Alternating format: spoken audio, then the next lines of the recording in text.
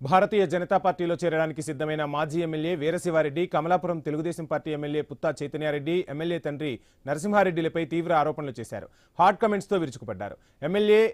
MLA తండ్రి సహజ వనరుల దోపిడీ ఆపకపోతే ఉద్యమిస్తానని హెచ్చరించారు.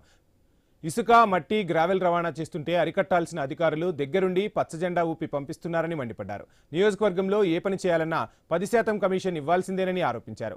రోజుకు 30 లక్షలు ఇంటికి చేరకుంటే పుత్తా కుటుంబానికి నిద్ర పట్టడం లేదన్నారు. కలెక్టర్, ఎస్పీలను కలిసి ఫిర్యాదు చేస్తానని, అధికారులు చర్యలు తీసుకోకపోతే ఉద్యమం చేస్తానని హెచ్చరించారు. ఫిబ్రవరిలో భారతీయ జనతా పార్టీలో చేరుతున్నట్లు వెల్లడించిన వీరశివారెడ్డి 2029 ఎన్నికల్లో ఎమ్మెల్యేగా పోటీ చేస్తానని ప్రకటించారు. పోలీస్ డిపార్ట్మెంట్ నిద్రపోతుంది, సహజ వనరుల దోపిడీ విపరీతంగా జరుగుతుంది, పట్టించుకునే దిక్కు లేదు.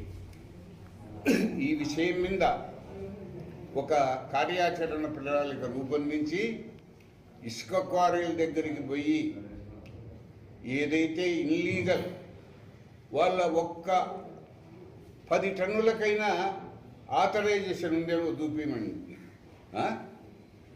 క్వారీల దగ్గరికి పోయి ధర్నా చేసి తొందరలోనే నిలబెట్టేదానికి ఏప్రిల్ నెలలో ఒక కార్యాచరణతో ప్రజలను దొడుకొని పోయి నా దగ్గరికి ప్రజలంతా